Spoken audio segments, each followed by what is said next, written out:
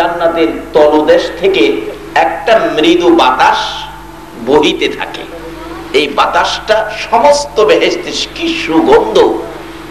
এখন তো আমরা আতর সেন্ট কিনে ব্যবহার করি, ওই সময় আপনার কিনতে হবে না, ওই আজকেই আপনার ওইগুলি কিনা হইতেছে। আল্লাহু আকবার বলো। আজকে কে কষ্ট করে আরামের ঘুম হারাম করে মাহফিলে বসে আছো, আজকে তোমাদের ওই সবগুলো কিনা হইতেছে, যাইতেছে। বাতাস সমস্ত বেহেশতের ভিতরে ঘুরতে থাকবে। বেহেশতের সাজানো কারুকার্যগুলো, ফুল ফলের ঘাসগুলো, পাতাগুলো একটার সাথে একটা দেখবেন। এই ভাদ্র মাস শেষ, আশ্বিন মাস শুরুতে উত্তর দিক থেকে বাতাস বহিতে থাকলে মৃদু বাতাস, বেশি জোরেও আসে না আস্তেও না, এরকম একটা বাতাস। গাছের পাতাগুলো দেখবেন আস্তে করে লড়ে, এরকম দেখি না এখন এই পরিবেশটা এখন হয়।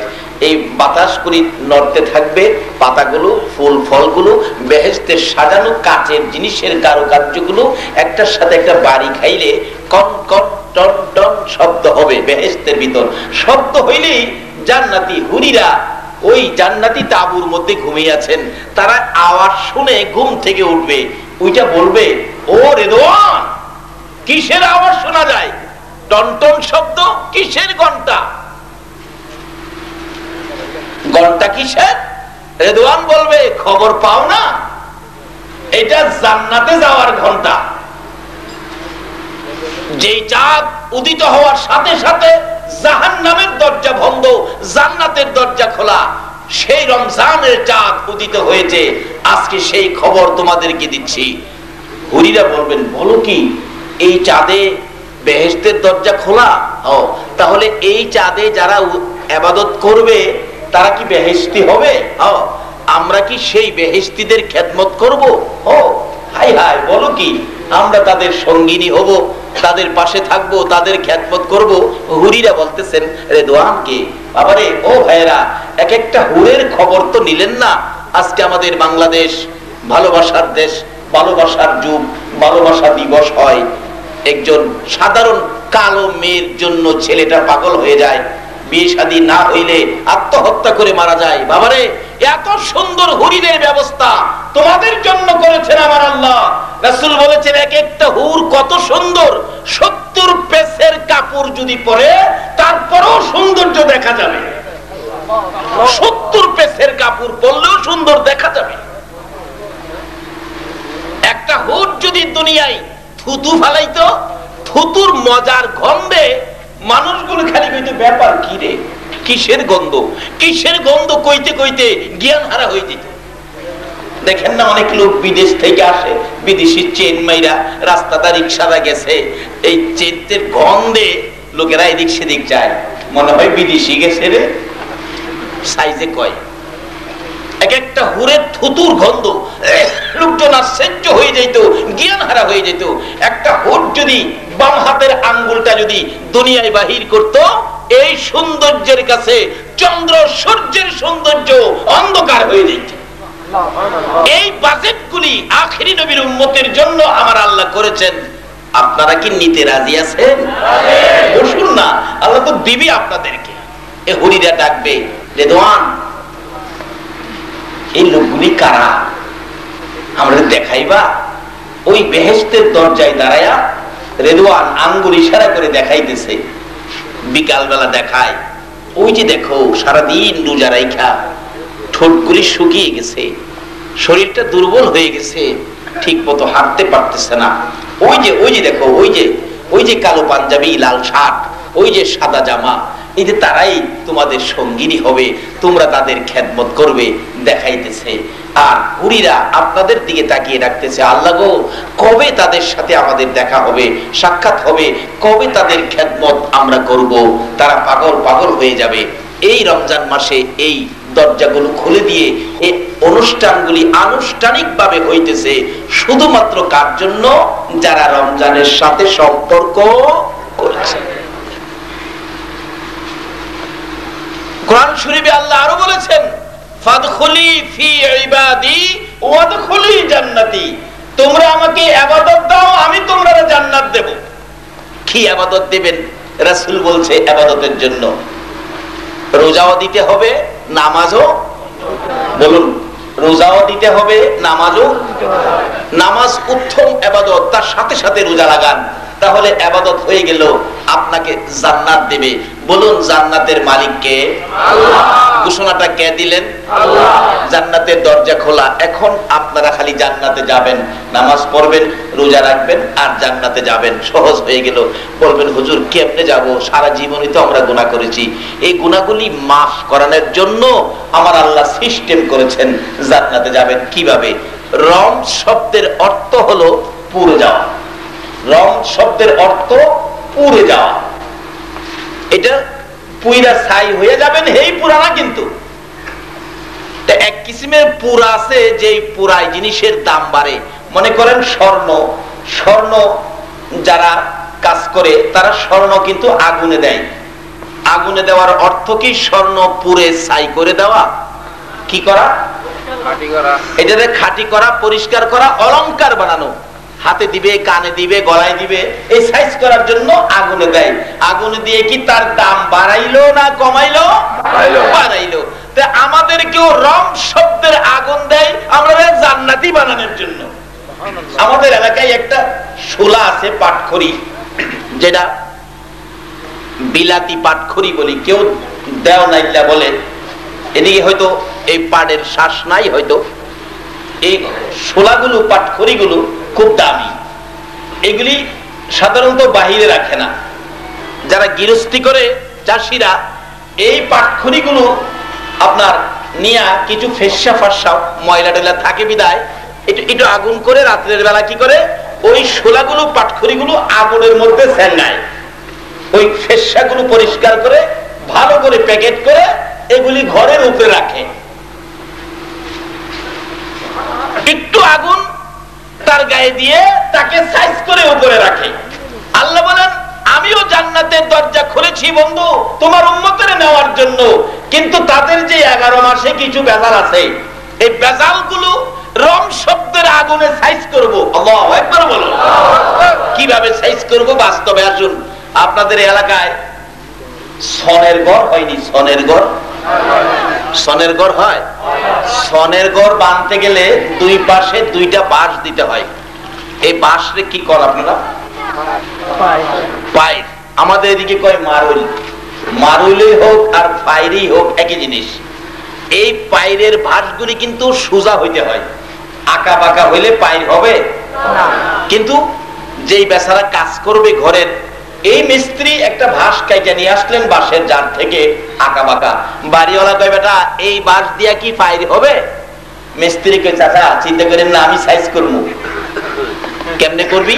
আমারে কিছু বনকুটা দেন আর একটু আগুন দেন। বনকুটা দিয়ে আগুন জ্বালাইয়া দেখবেন যেই জায়গাটা বাঁকা, আগুনের মধ্যে এই জায়গাটা একটু ছেঁকা দেয়। ছেঁকা দিয়ে গাছের মধ্যে লাগাইয়া ধাক্কা দেয়, জায়গাটা সোজা হয়। এইভাবে একটু ছেঁকা দেয় আর ধাক্কা দেয়, যে কয়টা আঁকা বাঁকা ছিল সবগুলি সোজা। আল্লাহ কয়, বন্ধু আমি তো বেহেশতের দরজা তোমার উম্মতের জন্য খুলেছি, এই 11 মাসের আঁকা বাঁকা সোজা করার জন্য রং শব্দের আগুনের চাকা লাগাইছি। মিস্ত্রি বলতেছেন, আমি পাইরের বাঁশ সোজা করবো, চিন্তা করবেন না। যাইতে যাইতে গোড়ার দিক মোটা বেশি, তো এটা সাধারণ ছেকায় সোজা হইতেছে না। অবশেষে দেখবেন মিস্ত্রি ডাকে, চাচা বাড়িওয়ালাকে ডাকে, এই 15-20 মণ ওজনের পাথর পাইবেন, একটু ছাকা দিয়া পাথর দিয়া চাপা দিয়া রাখছে। বলছে আজকে ধরেন না, সকালবেলা খুলে দেখবেন সোজা হয়ে যাবে, পাইরের উপযুক্ত হয়ে যাবে। আমার আল্লাহ বলেন, বন্ধু গো আমি জান্নাতের দরজা খুলেছি তোমার উম্মতের জন্য। 11 মাসের অপরাধ গুলো, আঁকা বাঁকা গুলো সোজা করার জন্য রং শব্দের আগুনের সেকা লাগাইলাম। সেকতে সেকতে যখন শেষের দিকে যাইয়া, যেমন বাঁশের মোটা গুড়া, গুড়া মোটা সোজা হইতে চায় না, পাথর দিয়ে চাপা দিলেন মিস্ত্রি সোজা করার জন্য। বন্ধু গো আমিও তোমার উম্মতের 11 মাসের আঁকা বাঁকা সোজা করার জন্য রং শব্দের আগুনের সেকা লাগাইলাম। এই সেকাই যদি সোজা না হয়, দুনিয়ায় পাথরের চাপায় আমি আল্লাহ দিব না, আমি 20 রাকাত তারাবি নামাজের চাপা মাইরা দিলাম। 20 রাকাত নামাজের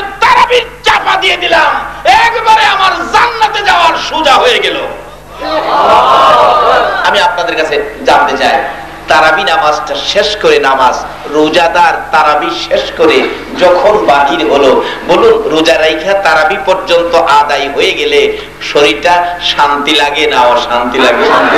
বাবার মিথ্যা কথা কইেন না। আচ্ছা বলুন, যারা রোজা রাখছে না, হ্যাঁ যদি তারাবি পড়ে রোজাদার যে শান্তি পাবে, যারা রোজা রাখে নাই হ্যাঁ কি হেই শান্তি পাবে? রমজানের রোজা চিনছেন তো? সেহরি খাবেন, সারাদিন কিছু না খায়া সন্ধ্যার সময়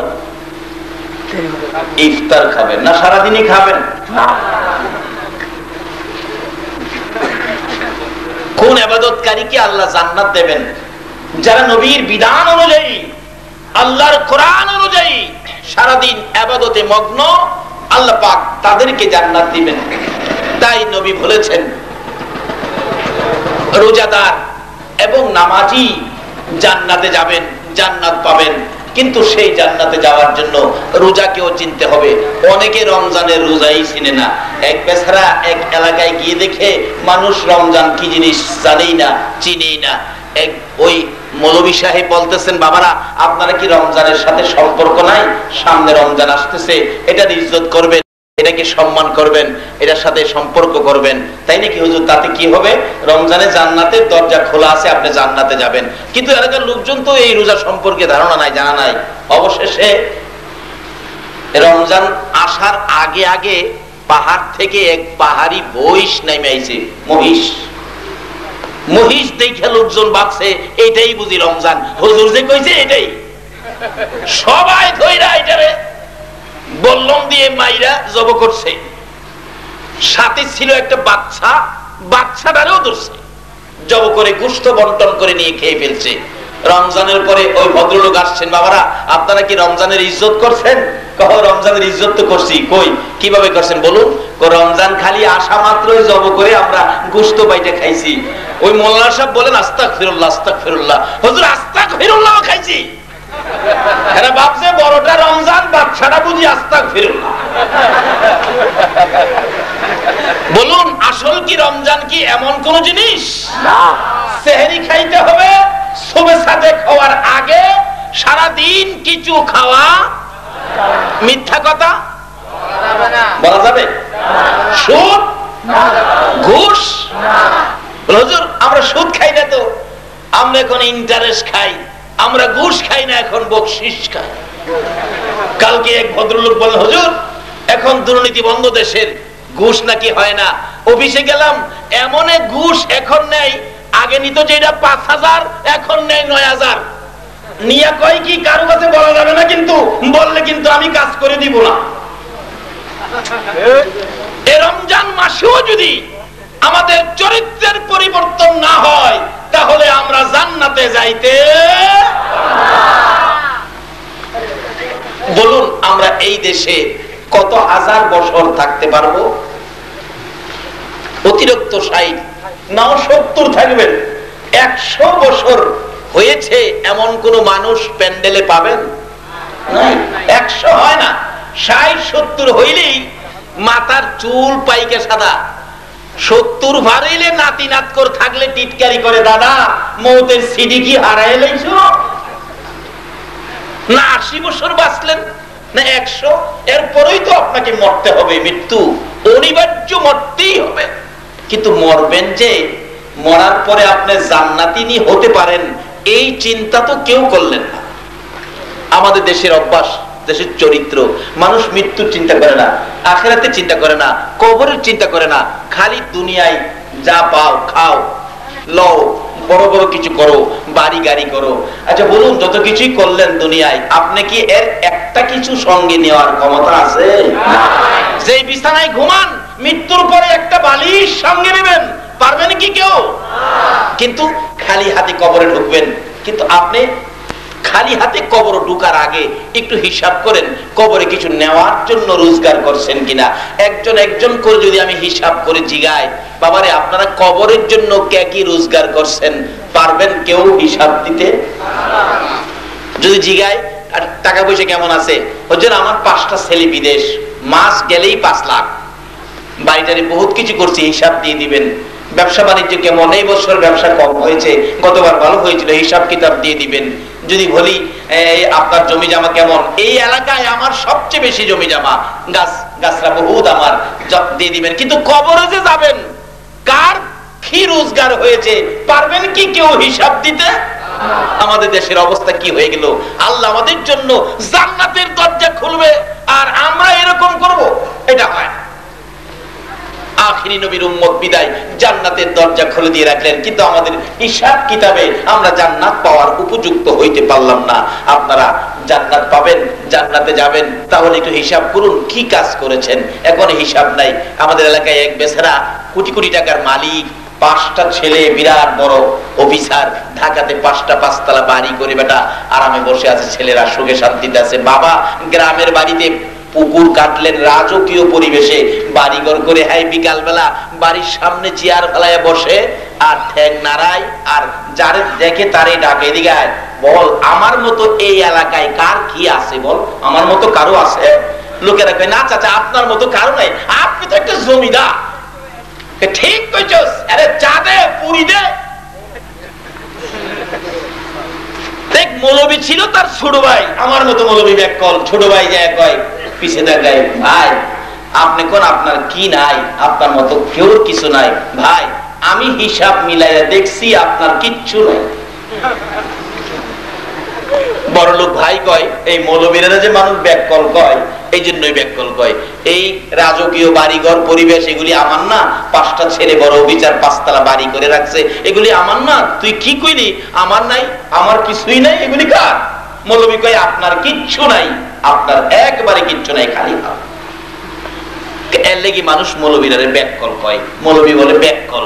একজন নাইবে নবী আলেম রাস্তা দিয়ে হাইটা গেলে 40 দিনের জন্য কবরের আযাব বন্ধ হয়ে যায়। মৌলবী কয় আচ্ছা সুযোগ পাইলে বাইরে বুঝামু বাইরে কি আছে। একদিন 2 ভাই জমি দেখতে গেছে, বড়লোক ভাই আগে যায়, মৌলবী পিছে পিছে। জমি দেখতে গিয়া হঠাৎ বলতেছেন, মৌলবী সাহেব ভাই আপনি তো বড় ভাই, অনেক কিছু আছে, আমি আপনার একটা কথা বলবো, কথাটা শুনবেন। কি কথা? আপনি ক্ষেতের আইলের মধ্যে শুয়ে যাইবেন, আমি চাদরটা ঘুইরা আপনার পাশে বৈশা কাঁদবো। মানুষে জিজ্ঞেস করলে আমি বলবো আমার বড় ভাইকে সাপে কাইটা মাইরা লাইছে, কিন্তু আপনি আমি না কওয়া পর্যন্ত, টাক না দেওয়া পর্যন্ত উঠতে পারবেন না। কি হইব পরে বুঝবেন কি হইব। ভাই মৌলবী সিস্টেম করছে বাইরে বুঝাই তো বাইরে কি আছে। সাদা চাদর দিয়ে ঘুরছে, ভাই শুয়ে রইছে, মানুষ দৌড়াদৌড়ি করে আসতেছে, হাই হাই কি ব্যাপার? মৌলবী সাহেব কান্নাকাটি করতেছে, আমার ভাই তো মারা গেছে। কই কি? একসাথে আসলা 2 জন জমি দেখার জন্য মারা গেল, কি ব্যাপার? সাপে কাটছে মারা গেছে। লোকজন আইসা খালি একটা কথাই কয়, লোকটার এত কিছু ছিল, কোটি কোটি টাকার মালিক ছিল, আজকে তো লোকটা কবরে যাইবো একবারে খালি হাত। সকলে আইসা খালি এই কথাটা কয়। আচ্ছা বলুন, যে ভদ্রলোক শুয়ে রয়েছে চাদরের নিচে, উনি সব শুনতাছেনি? তখন থেকে তার মনে একটা দীক্ষার আসলো, আরে আমার যে শোয়াইছে মৌলবী তো ভালো লেগে, মানুষের সাথে কয় আমার কিছুই নাই বলে খালি হাতে কবরে যাবো, অথচ লোকটা কিন্তু মরে নাই। সিস্টেম করছে মৌলবী, তারে বুঝাইতো বাবারে আমরাও তো একদিন এইভাবে খালি হাতে কবরে যাব। ছেলেরা খবর পায়া ঢাকা থেকে ডাইরেক্ট গাড়ি নিয়ে নিয়ে বাবার লাশের পাশে জমির কাছে গিয়ে হাজির। বাবা কেমনে বাবা তুমি মরে গেলা? চাচা আপনি কইয়া ছিলেন? বাবারে আমি তো কাছে আসিলাম, সাপে তোর বাবারে কামড় দিছে। হাই হাই হাই কি করলো, কি করতে পারি বাবারে কেমনে ভালো করি? এক মুরব্বী জিগাই, মৌলবী সাহেব সাপে কামড় দিছে, ও তাই তোর কবিরাজ নিয়ে আসেন, সাপের কাটা রোগী তো অনেক সময় কবিরাজ দিয়ে বিষ নামাইতে পারলে ভালো হয়ে যাবে। মৌলবী কবিরাজের কাছে গিয়ে কয়, কবিরাজ সাপ মরে নাই, আমি বাইরে শিক্ষা দিতাম, ভাই খালি কই আমার কি নাই, বাইরে কি আছে বুঝানোর জন্য এই সিস্টেম করেছি। আপনি 2-3 ফু দিয়া বলবেন এই বিষ নামানো যাবে না, তবে সিস্টেম করবেন নামানোর জন্য। কি সিস্টেম? মৌলবী শিখাইছে, এইভাবে এইভাবে পয়েন্ট দেখাই দিয়েছি বলবেন। তো কবিরাজ আইসা 2-3 ফু দিয়া কই সর্বনাশ, কি মারাত্মক সাপের কামড়, এটা বিষ নামানো যাবে না। ছেলেরা ধরছে, চাচা যা চান আপনি আপনারে তা দিব, আমার বাবারে বাঁচান। কবিরাজ কয়, বাবারে টাকা দিয়ে যদি মৃত মানুষ জীবিত করা যাইতো তাহলে এই দেশের বড় লোক একটাও মরতো না। তবে একটা সিস্টেম মৌলবী শিখাই আনছে। বড় ছেলেকে, বড় ছেলে আমি তোমার বাবারে ভালো করে একটা সিস্টেম পাইছি। কি? তুমি বড় ছেলে তো, বাবা তুমি একটু তোমার বাবার পায়ের কাছে দাঁড়াও। দাঁড়াইলে আমি মাথার দিক থেকে বিষ জারতে শুরু করব, জারার চাপে বিষ পায়ে দিয়া বাইরিব। বাইরিয়া যদি তোমারে পায়, তোমার উপরে ঢুকবো, তুমি পয়রা ময়রা যাইবা, তোমার বাবা ভালোই। মৌলবী নাকি ব্যাককল, কি পয়েন্ট শিখাই আনছে দেখেন। কবিরাজ কয় বাবা তুমি বড় ছেলে, তুমি তো মেইন গার্জিয়ান হবে, দাঁড়াও তুমি আগে দাঁড়াও। বড় ছেলে কই চাচা যাইলেন না, রাখেন। দেখেন আমি বাবা মৃত্যুর খবর আইছি, অফিসে অনেক কাজ ফালাইছি, আমি দেরি করতে পারবো না, আমার সময় কম, তাড়াতাড়ি কি করবেন করেন, আমি জায়গা। আচ্ছা বাবাই শুনছেনি না মরে গেছে? বাবার চোখের পানি জোর করে পড়তেছে, হাইরে কার জন্য কি করলাম, এখন দিয়ে আমার পাশে কেউ আসে না। বড় বাড়ি, জমি জামা, মার্কেট, ছেলে উচ্চ পদের অফিসার। বাবারে আপনি নিজের জন্য কি করেছেন?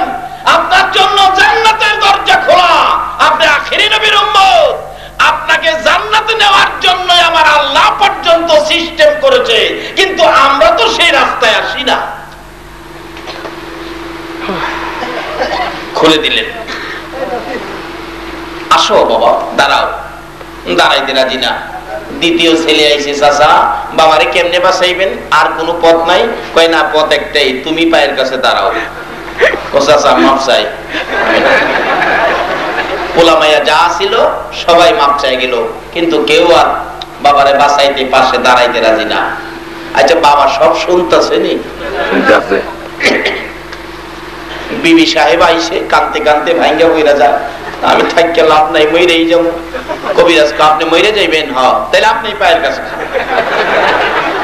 মইরেই যখন যাইবেন, খামাখা খালি খালি মরতেন কি লেগা?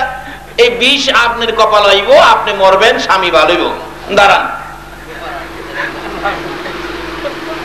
মিস্ত্রি কয় কবিরাজ রাহেন, আপনারা অক্ষণ কইলেন মইরা যাইবেন, কয় এইগুলি আমরা এমনি কই, আসলে মরবেন নাকি? আচ্ছা স্বামী শুনতেছে নি? তখন থেকে চোখের পানি দিয়া মাটি ভিজতেছে। মৌলবী যে কইছে আমি ডাক না দিলে উঠতে পারবেন না, শুয়েই থাকবেন। চোখের পানি দিয়া মাটি ভিজতেছে আর কাঁদতেছে। মিচামিচি কাটাইলাম জিন্দেগি, মিচামিচি কাটাইলাম জিন্দেগি,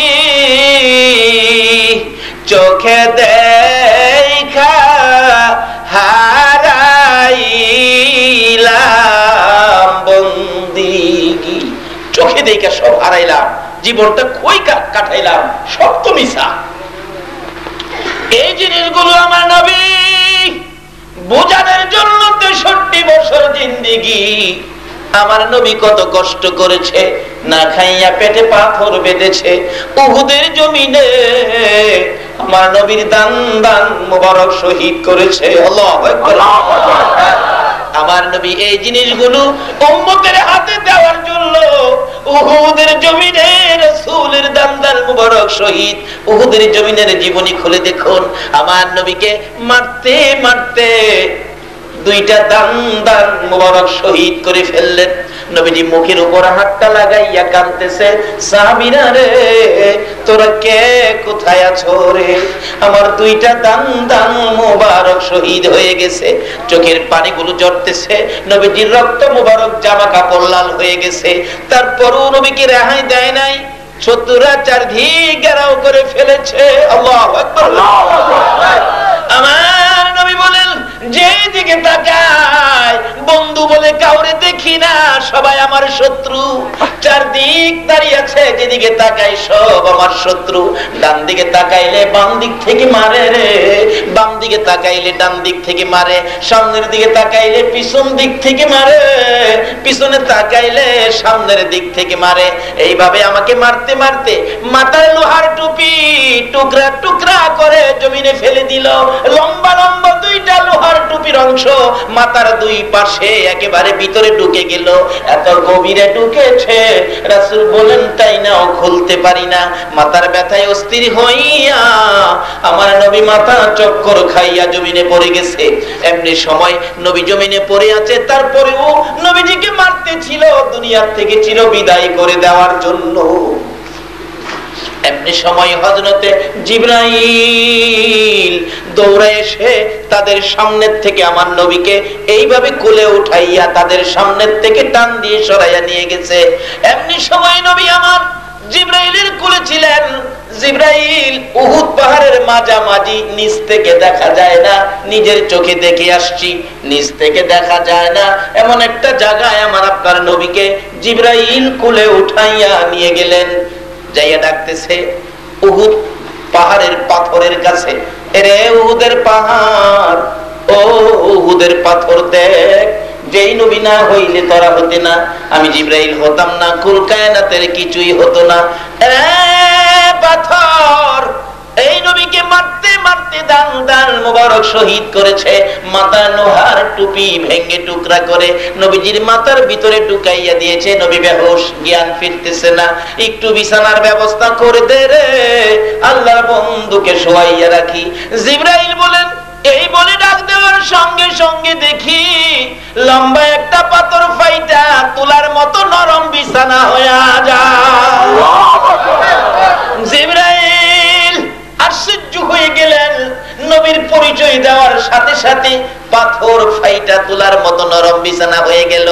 মাথার দিকে একটু পাথর আর নরম হইয়া উঁচু হইয়া বালিশের জায়গায় পৌঁছে গেল। নবীজিকে বিছানার মধ্যে শোয়াইয়া জিবরাইল মাথার পাশে বসে ডাকতেছে, হুজুর আল্লাহর নবী গো, জ্ঞান ফিরতেছে না আপনার। নবীজি হঠাৎ করে চক্ষু দুইটা খুলে ডান দিক তাকাইয়া দেখে জিবরাইল বসা। নবী চোখের পানিগুলো জর্জর করে ছেড়ে দিলেন। জিবরাইল রে, আমি আর কত মার খাবো রে জিবরাইল।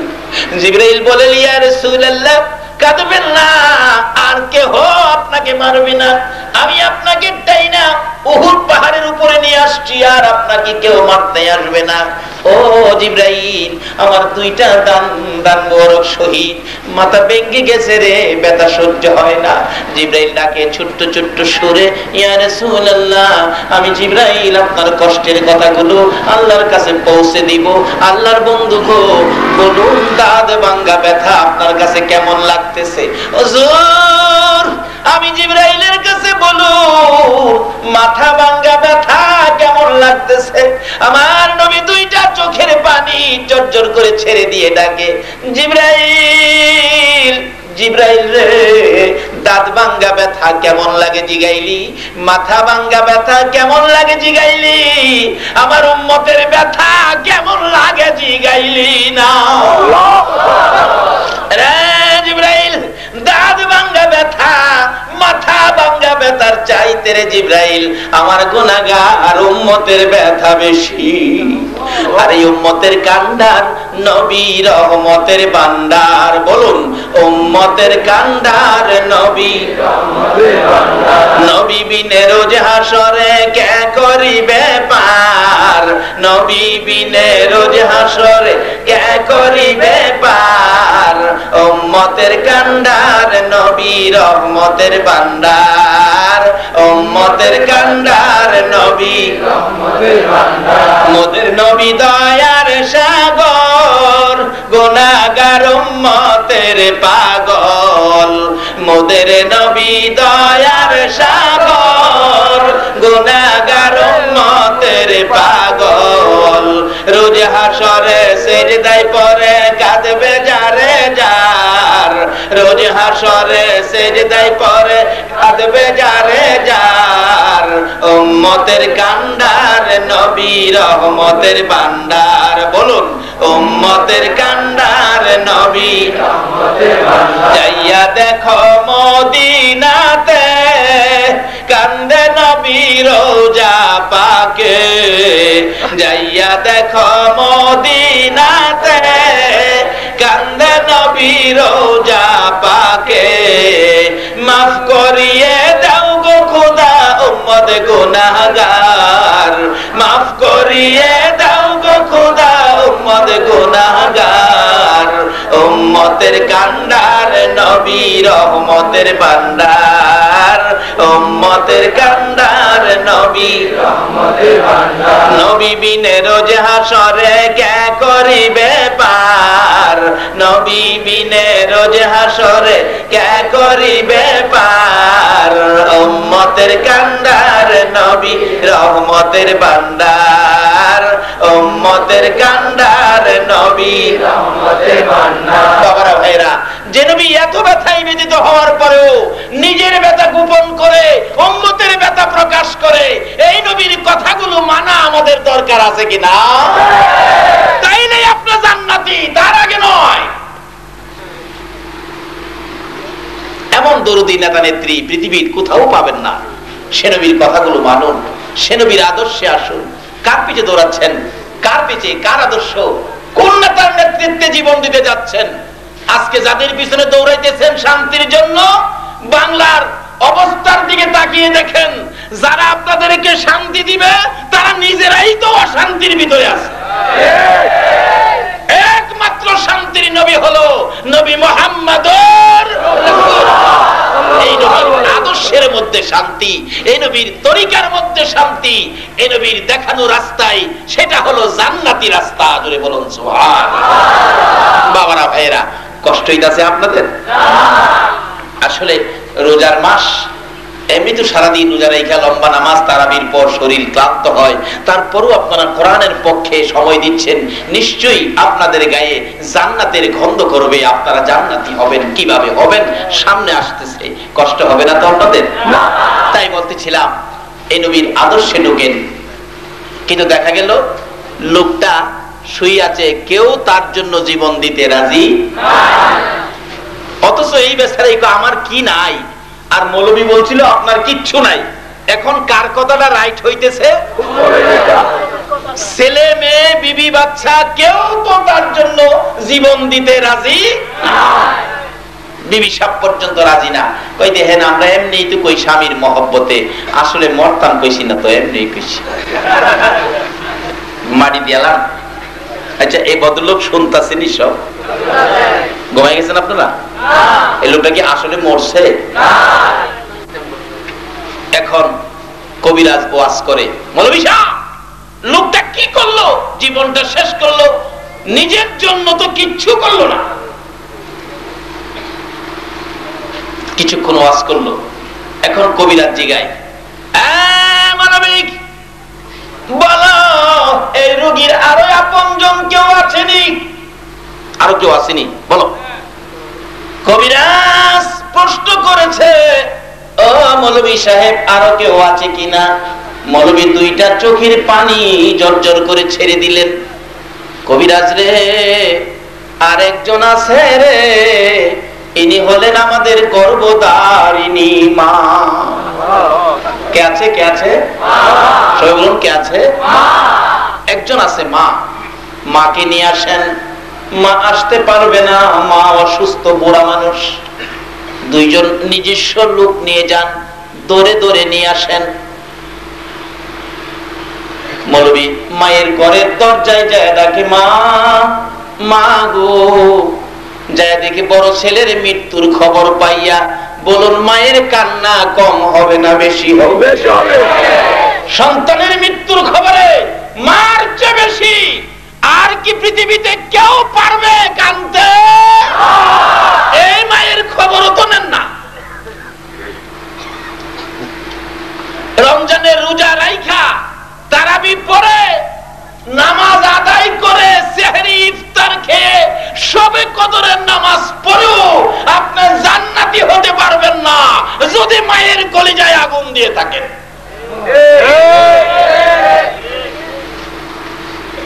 কারণ নবীর কথা মানেন। নবী বলেছে জান্নাত মায়ের, কোথায় জানি? সবাই বলুন কোথায়? আচ্ছা, এটা বাস্তবে বোঝা দরকার। আমরা তো বাঙালি, না বুঝা কাজ করতে রাজি না। আগে করছি না বুঝা দৌড়াদৌড়ি করছি, কিন্তু অহন বুঝা কাজ করি। বাস্তবে আসেন, মার পায়ের নিচে জান্নাত, নবী বলছে কথাটা বাস্তবে নেন, সত্য কিনা এটা প্রমাণে বাস্তবে নিয়ে যান, দেখবেন 7-8 মাসের একটা ছেলে, আমরা তো একদিন 7-8 মাসের ছেলে ছিলাম না? মার দিকে যান, মা ঘুম পাড়াইয়া রান্না করে রান্নার কাজে ব্যস্ত, কিন্তু এমন এক মুহূর্ত মা রান্না করে আসা সম্ভব না। বাচ্চার ঘুম ভেঙে বাচ্চা মা মা বলে কাঁদতেছে, মা মা, কি কান্না? দাদি দৌড়ে গিয়া নাতি কোলে নিয়ে বলতেছে, নাতি কান্দিস না, আমি তোর দাদি লাগি। কান্না তো থামে না। দাদি কয়, এটা কেমন নাতি রে, আমি কি তোরে চিমড়ি মারছি, আমার কোলে কান্দস? দৌড়ে আসছে চাচি আম্মা, ডাকতেছে, বাতিজা কান্দিস না, আমি তোর চাচি মা, আমি তোর চাচি মা রে, মা লাগি, কান্দিস না। বলুন কান্না কি থামে? না। দৌড়ে আসছে খালাম্মা, এ বাগিনা কান্দিস না রে, আমি তোর খালা লাগি, তোর মায়ের ছোট বোন আমি, কান্দিস না আমার কোলে। বলুন কান্না থামছে কিনা? দৌড়ে আসছে ফুফু আম্মা। ফুফু আম্মা চিনেন? ওই যে বাবার বোন। আর বাবার গন্ধ নাকি ফুফুর গায়ে পাওয়া যায়। কোলে নিয়ে কাঁদতেছে, ডাকতেছে, কান্দিস না বাতিজা, আমি তোর ফুফু আম্মা লাগি, কান্দিস না, আমি তোর ফুফু লাগি, বাবার বোন, তোর বাবার গন্ধ দেখ, আমি মা, আমি ফুফু আম্মার গায়ে লাগে। তারপরেও কান্না থামে না। চাচি খুলে নিলেন, কান্না থামে না। দাদি খুলে নিলেন, থামলো না। খালাম্মা নিলেন, ফুফু আম্মা নিলেন, কারো কোলে যখন কান্না থামে না, কান্নার আওয়াজে মায়ের কলিজায় আগুন জ্বলছে। দরদি মা রান্নাঘর থেকে পাখির মতো একটা উড়াল মেরে চিৎকার মেরে ডাক মারছে, তোরা কারা রে? দে আমার বাবারে আমার কোলে উঠাইয়া দে। বলুন মায়ের কোলে যখন বাচ্চাকে দেওয়া হলো, এখন আর কান্না কাটি আছে কিনা? বাবারে চিনলেন না তো নবীরে? নবী কি সিস্টেম করে দিছে, তোমার মায়ের পায়ের নিচে জান্নাত। এগুলি আজকে আমরা আদায় করব, একটু লম্বা হইলেও আপনারা রাজি আছেন তো? তবে সেহরির আগে ছেড়ে দিব ইনশাআল্লাহ, কারণ আমি এত মানুষরে সেহরি খাওয়াইবার ক্ষমতা আমার নাই, থাকলে খাওয়াইতাম।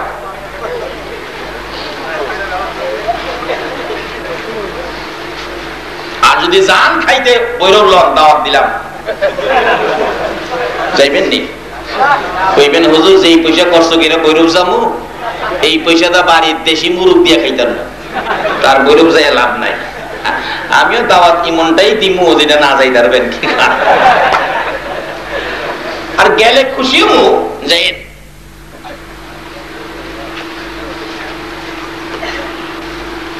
ও মা, দরদি মা, গলা কাটা মুরগির মতো লাফাইতেছে, কাঁদতেছে বড় ছেলের মৃত্যুর খবর পায়া। মৌলবী ডাকে, মা তোমার ছেলে ভালো হবে গো, মা তোমার যাইতে হবে। মা উঠতে পারতেছে না, গলা কাটা মুরগির মতো লাফ মারতেছে, বাবারে আমার তাড়াতাড়ি লয়ে যাও। দুইজনে ধরে ধরে নিয়ে যাইতেছে। কাছাকাছি যাওয়ার পরে মা দূর থেকে ডাক মারছে, রে কবিরাজ যাইস না রে, আমি মা এসে গেছি। কে আইছে? সবাই বলুন। একটা অক্ষরের নাম, কত যে মজা। এই এক অক্ষরের নাম মা ছাড়া মজার আর দেখাইতে পারবেন না। এটার মাঝে এত মজা কেন? রাসূল বলছে এটার ভাইয়ের নিচে তোমার জান্নাত। যে জান্নাতের দরজা রমজান মাসে খুলে দেওয়া হয়েছে, যে জান্নাতে আপনার জন্য কত আরামের বিছানা, কত আরামের বান্ধবী, কি যে মজার বান্ধবী গো। বাঙালি তো পাইছো না, পাইলে রাত্র কেড়ে জীবন দিয়া লাইতা। ডাকতেছে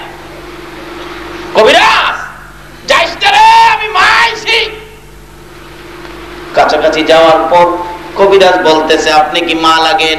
ও, আমার ছেলেরে ভালো করে দে, আমার কলিজায় আগুন আমার সন্তানের জন্য।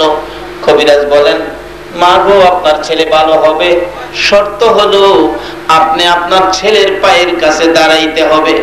আমি বিষ জাইরা বাহির করব পায়ে দিয়া, বিষ আপনার শরীরে ঢুকবে, আপনি মা মরে যাবেন, আপনার ছেলে ভালো হবে। বলুন মা তাতে রাজি হবে কিনা? আরে মা বাবার কথা মতো যেজন চলে না, মা বাবার কথা মতো যেজন চলে না, আল্লাহ নবীজির দয়া তারা পাবি না। হায়রে আল্লাহ নবীজির দয়া তারা পাবি না। একজন রাজি হইব, বলুন এই লোকটাকে মা, ছেলেও না, মেয়েও না, বিবিও না, এই লোকটাকে মা। মা একটা চিৎকার মারছেন, রে কবিরাজ আমি রাজি রে, আমি রাজি, তবে শর্ত হলো আমি তো দাঁড়াইয়া থাকতে পারি না রে বাবা, আমি আমার সন্তানের পায়ের কাছে বসলে হবে নি, দাঁড়াইয়া থাকতে পারি না, বসতে হইবনি। তারপরেও মা কি কয় না, কয় না, কোন মা রাজি? যেই মার পাবেন নিচে আজকে সেই মারে চিনলেন না। এই রমজানের রোজা হবে না, মক্কা মদিনার হজ হবে না, যদি এই মারে কেউ কষ্ট দিয়ে থাকেন।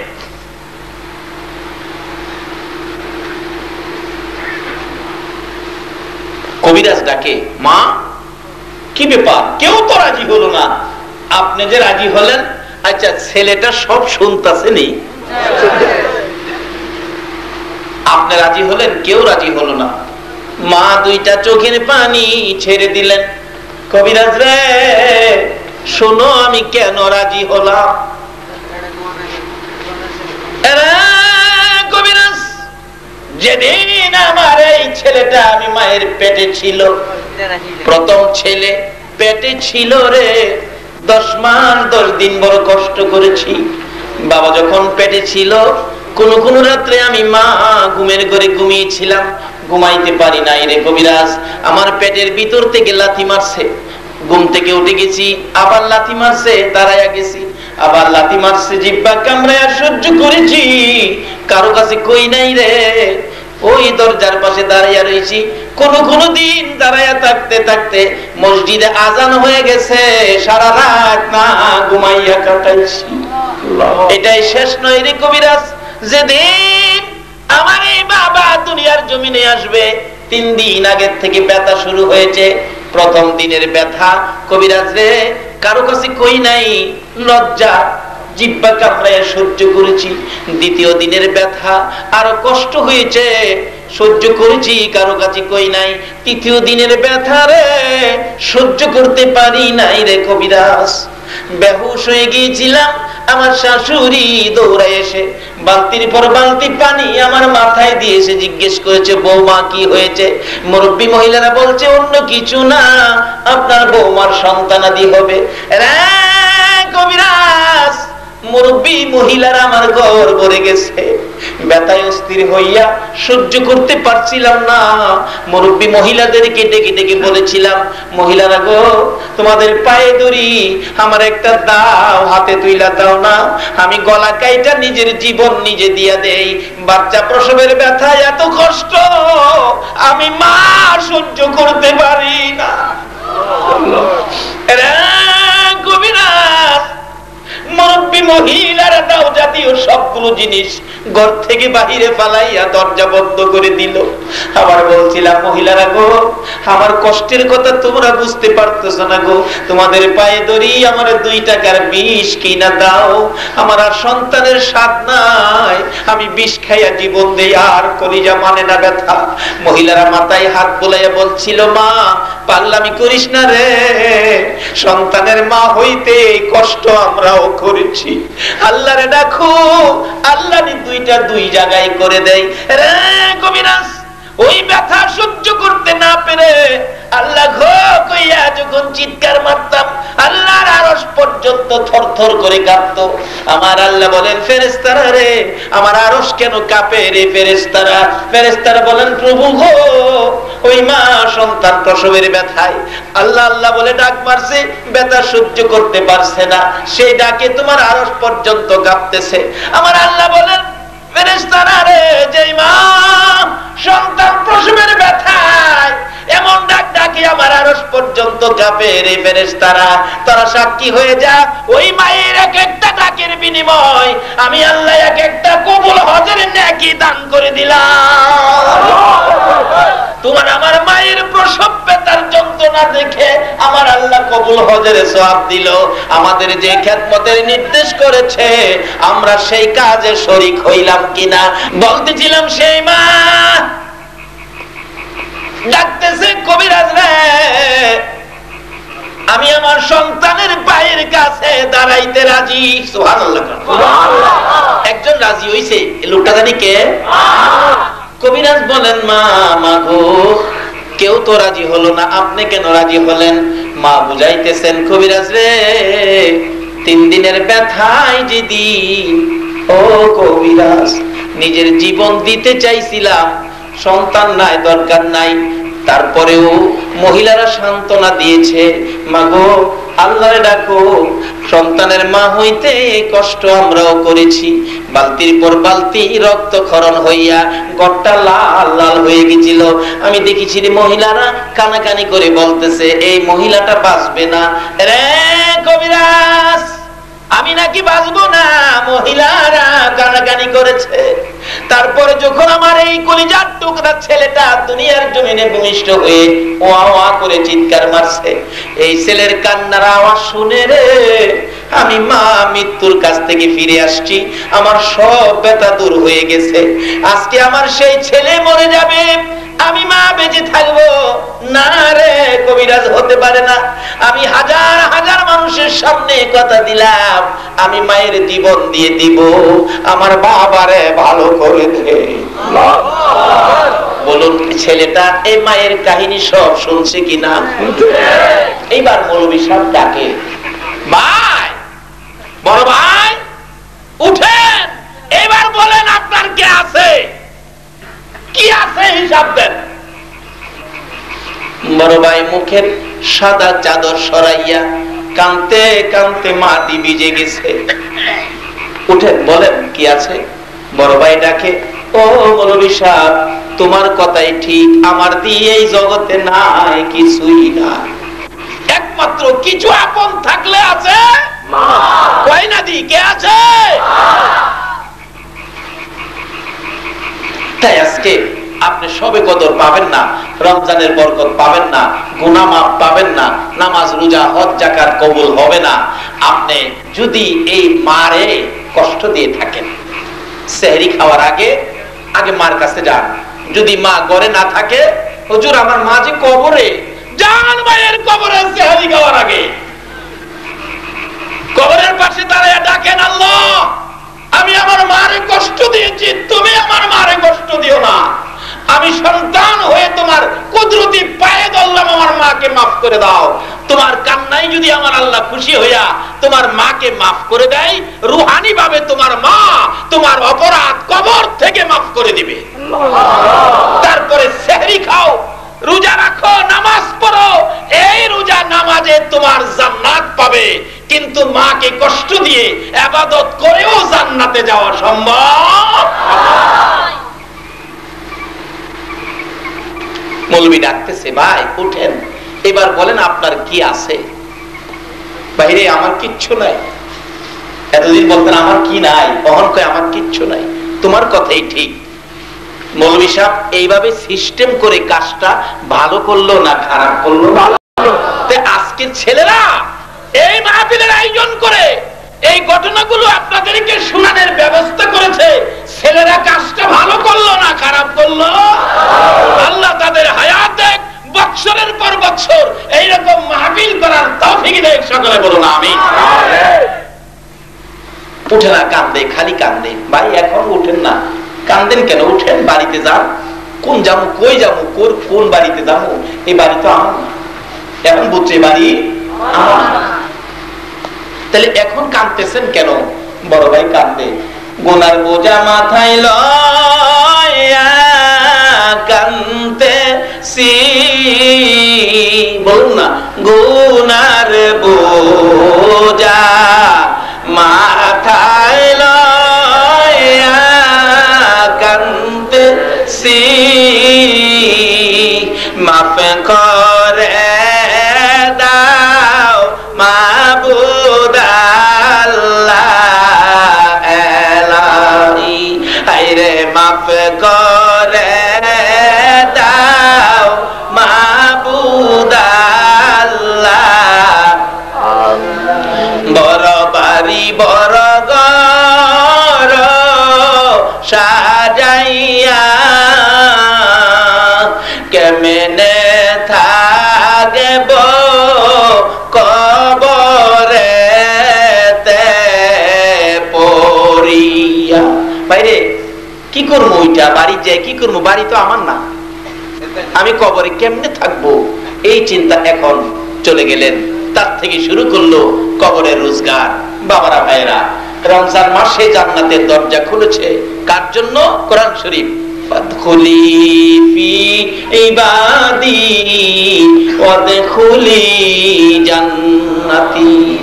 আল্লাহ বলছে যারা আমার ইবাদত করবে আমি তাদেরকে জান্নাতে ঢুকাবো, আমার যারা ইবাদত দিবে আমি তাদেরকে জান্নাত দেব। জান্নাতের দরজা খোলা। বলুন, যারা রোজা রাখবে না তাদের জন্য? জান্নাতের শান্তি রোজাদারের জন্য না যারা রোজা রাখে না তাদের জন্য? দেখবেন এটার বাস্তব প্রমাণ। শান্তি যে কই আছে, যারা রোজা রাইখা সারাদিন সন্ধ্যার সময় ইফতার করতে বসছেন, ইফতারটা সামনে নিয়ে বসছেন, ইফতার করবেন, আজান শুরু হবে। বলুন এই সময়টা শান্তি লাগে না অশান্তি লাগে? গ্লাসটা হাতে, আজান কানটা পাইতে রাখছে, আজানটা কোন সময় দিব? দেখেন যারা রোজা রাখছে তাদের কাছে এই মুহূর্তটা শান্তির না অশান্তির? দুঃখের না খুশির? যারা রোজা রাখে নাই, এমন একজন ব্যক্তি 50 কোটি টাকার ইফতার নিয়ে বইছে, রোজাটা খালি রাখে নাই। বলুন 50 কোটি টাকার ইফতার সামনে থাকলেও রোজা সারা ইফতার খাইতে মনে আছে নাই? পরীক্ষা করে দেখেন, হুজুর থেকে রোজা ভাঙ গেলাম না ভাঙে না। যারা রোজা রাখে না তাদের জিজ্ঞাসা দেখেন ইফতার খাইতে পারে। যেমন ইফতারের কদর জানে ঢাকা চক বাজারের লোকেরা। ঢাকার চকে যত কিসিমের ইফতার হয়, বাংলাদেশে কোথাও এত আইটেমের ইফতার হয় না। চকের ইফতার বিদেশ পর্যন্ত যায়।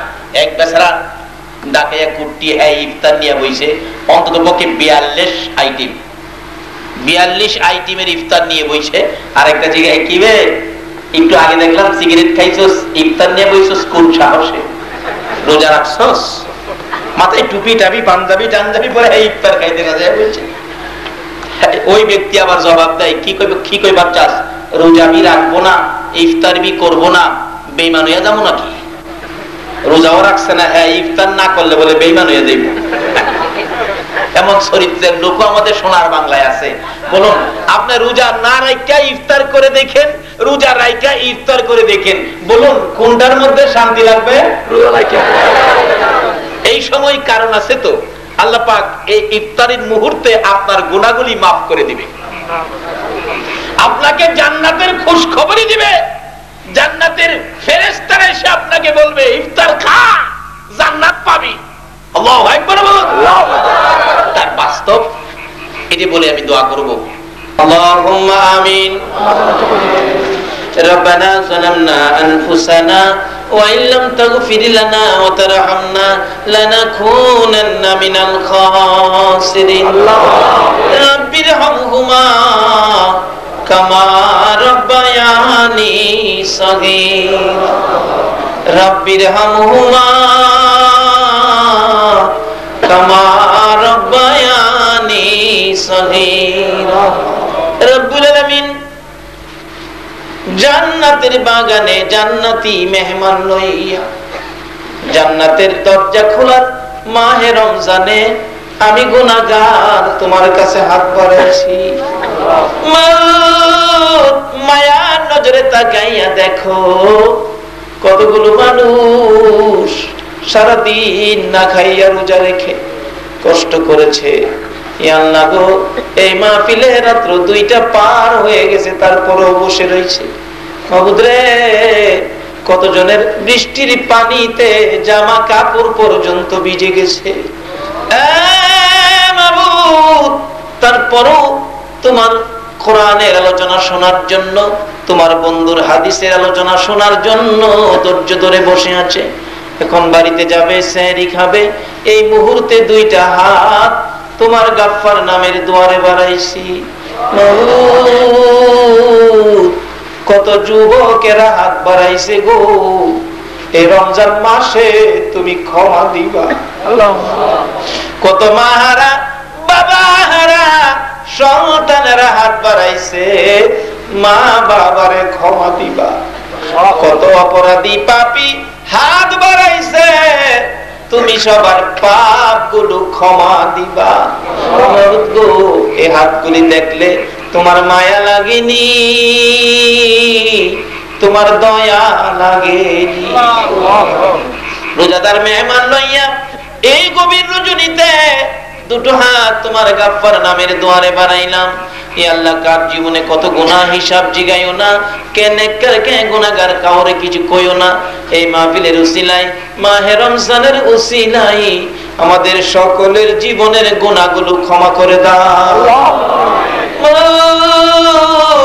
বুঝেছি আমাদের গুনার জন্য তুমি বুঝি রাগ হইয়া গেছো।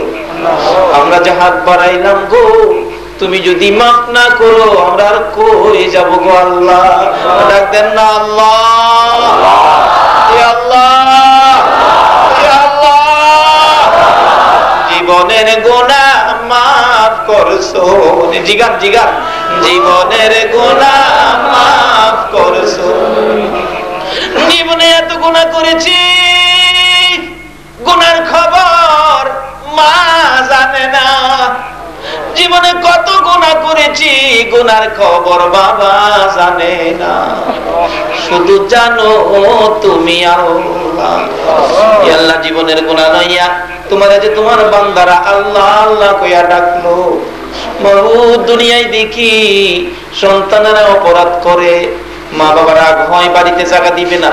তারপরও সন্ধ্যা যখন হয়ে যায়, রাত্র যখন হয়ে যায়, বাবা রাস্তায় যায় তালাশ করে, বাবা কই রে, রাত্র হয়ে গেছে, আয় বাড়িতে আয়।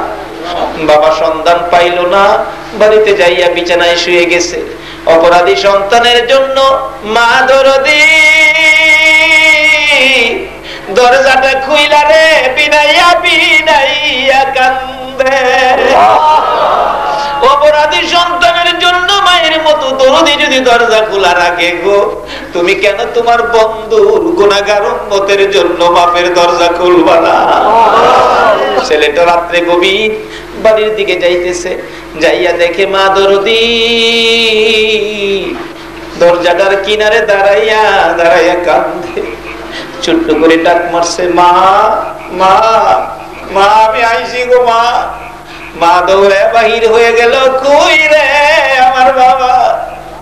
অপরাধী সন্তানে ডাক দিলে মায়ের মতো দরদি যদি দৌড়াইয়া বাহির হয় গো, আমরা জীবনের গুনাহ লইয়া তোমারে দিয়ে আল্লাহ আল্লাহ কইয়া ডাকলাম। ডাকতেন না আল্লাহ,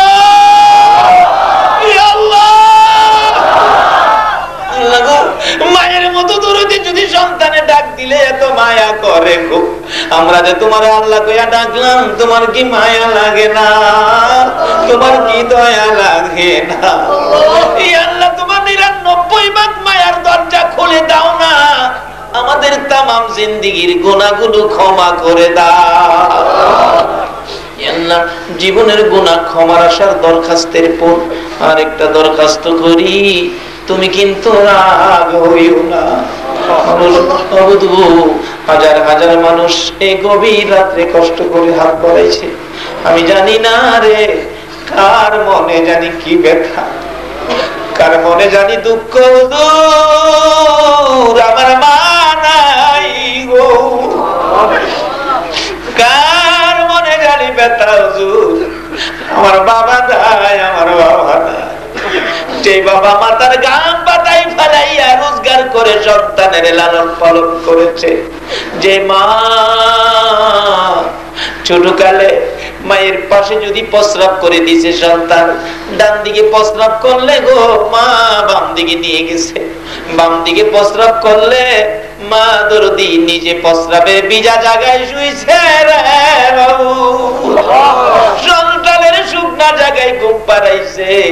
আবার যদি প্রস্রাব করে দিছে শুকনা জায়গা না পাইয়া মা দরদি সন্তানের বুকের উপর ঘুম পাড়াইছে। শীতে মা কষ্ট করেছে, সন্তানের কষ্ট দেয় নাই। এই মা সন্তান যদি কোথাও যাইতো, রাত্র 12টা 1টা 2টাও যদি বাজছে, সারা এলাকার ঘরের দরজা বন্ধ হয়েছে গো, মায়ের ঘরের দরজাটা বন্ধ হয় না। মা দাঁড়ায় দাঁড়ায় ডাকে, বাবা গো রে আয়, আমি মা দরজা কইলা দাঁড়ায় রইছি। একটা গাছের পাতা যদি পড়ছে, একটু আওয়াজ যদি হইছে, মা চিৎকার মেরে ডাক মারছে, বাবা আইসনি, বাবা আইসনি গো। এই ডাকের দরজা জানি কার বন্ধ হয়ে গেছে গো আল্লাহ। মায়ের অভাবী কে জানি হাত বাড়াইছে, আমি নিজেও মায়ের অভাবী গো আল্লাহ। এই মা বাবা যার কবরে, ও জান্নাতের মালিক, তোমার জান্নাত তুমি কার জন্য বানাইছো? ওই সকল মা বাবার জন্য তোমার জান্নাত ভিক্ষা চাই গো আল্লাহ। মা বাবার কবর গুলো জান্নাতের বাগান বানাইয়া দাও ইয়া আল্লাহ। মা বাবা যারা দুনিয়াতে আছে হায়াত বাড়িয়ে দাও। মা বাবা কেমন জিনিস বুঝার তৌফিক ছেলে মেয়েদেরকে দান করে দাও ইয়া আল্লাহ। দাদা দাদি, নানা নানি, শ্বশুর শাশুড়ি, আলিয়া ওলাদ, বংশধর্মই, মুরব্বী, পাড়া প্রতিবেশী, খানদানবাসী, মহব্বতি, খাস করে এই এলাকার জমিনের নিচে যত মুমিন মুমিনাত ঘুমিয়েছে গো, এই মাহফিলের উসিলায় মাহে রমজানের বরকতে সকলের কবর জান্নাতের বাগান বানাইয়া দাও ইয়া আল্লাহ। মাহফিলের আয়োজন যারা করেছে, এই সোনার ছেলেদেরকে তোমার কুদরতি হাতে দিয়ে গেলাম ইয়া আল্লাহ। তাদেরকে সকল প্রকার বিপদ আপদ থেকে বাঁচাইয়া রাখো। তাদের বংশধর্ময় মুরব্বী যারা কবরে, সবাইকে তুমি মাফ করে দাও ইয়া আল্লাহ। এই মাহফিলে যারা সাহায্য সহযোগিতা করেছে, বুদ্ধি পরামর্শ দিয়েছে, দূর দূরান্ত থেকে কষ্ট করে মাহফিলে শরীক হয়েছে, সকলকে তুমি কাল কিয়ামতে নবীর কুদারায় উঠাইয়া ফুলসিরাতের ফুল পার করে দিও গো আল্লাহ ইয়া আল্লাহ। তোমার নবী যেই জান্নাতে থাকবে গো, ওই জান্নাতের পাশের জান্নাতি বানাইয়া দিও গো আল্লাহ ইয়া আল্লাহ। আমাদের মধ্যে যারা বিমারি, বিমার সেবা করে দাও। হসপিটালে যাইতে হবে এমন রোগ কাউকে দিও না গো আল্লাহ। হসপিটালে যাওয়ার মতো কোন রোগ যদি কারো থাকে, ক্যান্সারের কথা বলেছে আল্লাহ গো, এমন মারাত্মক বিপদ বেদি যাকে ধরেছে আল্লাহ, দয়া করে তুমি মাফ করে দাও গো আল্লাহ। হসপিটালে যাইতে হবে এমন রোগ কাউকে দিও না গো আল্লাহ। হসপিটালে যাওয়ার মতো কোন রোগ যদি কারো থাকে, মাহফিলের উসিলায় মাহে রমজানের উসিলায় মাফ করে দাও গো আল্লাহ। আল্লাহ আমাদের মধ্যে যারা বিপদে আছে, বিপদ থেকে উদ্ধার করে দাও। যারা ঋণগ্রস্ত আছে, ঋণ থেকে মুক্ত করে দাও। যারা নামাজি, নামাজ কবুল করে নাও। যারা নামাজ পড়ে না, নামাজের বুঝ দান করে দাও ইয়া আল্লাহ। এই রমজানে জান্নাতের দরজা খোলার মাসে যারা রোজা রাখে আল্লাহ গো, সকলের রোজা, নামাজ, সেহরি, তারাবি, ইফতার, রমজানের বরকত সবে কদর সহ নসিব করে দাও ইয়া আল্লাহ। খাস করে যাদের ছোট্ট ছোট্ট ছেলে মেয়ে আছে, ছেলে মেয়েদেরকে নেক হায়াত বাড়ায়া দাও। অকালে মৃত্যু দিও না, মা বাবার কলিজায় আগুন জ্বালাইও না। ছেলে মেয়েদের মুখে এতিমের দাগ লাগাইও না। ছেলে মেয়েদের মা বাবার হায়াত বাড়াইয়া দাও ইয়া আল্লাহ। যাদের ছেলেরা ভাইরা বিদেশ থাকে সহি সালামতে রাখো, যারা বিদেশ যাবে মনের আশা পুরা করে দাও আল্লাহ, যারা পরীক্ষা দিয়েছে দিবে কামিয়াবি দান করে দাও আল্লাহ গো। খাস করে আমাদের বাংলাদেশের উপর তুমি রহমত বর্ষিত করো। মানুষ কষ্টের মধ্যে আছে আল্লাহ গো, মানুষের শান্তির ফায়সালা করে দাও। এই আল্লাহ যেই পথে যাকে দিয়ে শান্তির ফায়সালা হবে তুমি সেই ব্যবস্থা তুমি করে দাও গো আল্লাহ। ইয়া আল্লাহ, খাস করে এই এলাকাটুকু তোমার কুদরতি হাতে দিয়ে গেলাম, রহমত বরকত শান্তি দ্বারা ভরপুর করে দাও গো আল্লাহ। এই মাহফিল কমিটির ভাইদেরকে তোমার কুদরতি হাতে দিয়ে গেলাম, তাদেরকেও তুমি কবুল করে নাও গো আল্লাহ। এই মাহফিলে যারা কষ্ট করে এত রাত পর্যন্ত বসে আছে সবাইকে তুমি রোজা, সেহরি, তারাবি, ইফতার, রমজানের বরকত সবে কদর সহ নসিব করে দিও গো আল্লাহ। মাহফিল শেষে যারা যেখানে যাবে গো সহি সালামতে পৌঁছাইয়া দিও গো আল্লাহ। ইয়া আল্লাহ, পাশে বসে মায়ের জন্য দোয়া চাইতেছে আল্লাহ, দয়া করে মাকে তুমি মাফ করে দাও গো আল্লাহ। ইয়া আল্লাহ, খাস করে এই মাহফিলে যে আশায় হাত বাড়াইছে সকলের মনের আশা পুরা করে দাও গো আল্লাহ। এই পর্যন্ত যারা রোজা রাখে নাই আগামী কাল থেকে রোজা রাখার তৌফিক দাও গো আল্লাহ। রোজা যারা রাখবে গো, সেহরি যারা খাবে গো, ইফতারি খাওয়ার আগে আগে আখিরি নবীর উম্মত বলে কবুল করে লও গো আল্লাহ। ইয়া আল্লাহ, যতগুলো দরখাস্ত করলাম মাহফিলের উসিলাই, দুরুদের উসিলাই, জিকিরের উসিলাই, মাবুদ রে রহমতের 10 দিনের উসিলাই, সবে কদরের মাসের উসিলাই, জান্নাতের দরজা খোলার মাসের উসিলাই আমাদের সবগুলো দরখাস্ত কবুল আর মঞ্জুর করো গো আল্লাহ। সাল্লাল্লাহু তাআলা আলা খায়রি খালকিহি মুহাম্মাদিন ওয়া আলা আলিহি ওয়া আসহাবিহি আজমাইন বিহাক্কি লা ইলাহা ইল্লাল্লাহু মুহাম্মাদুর রাসূলুল্লাহ।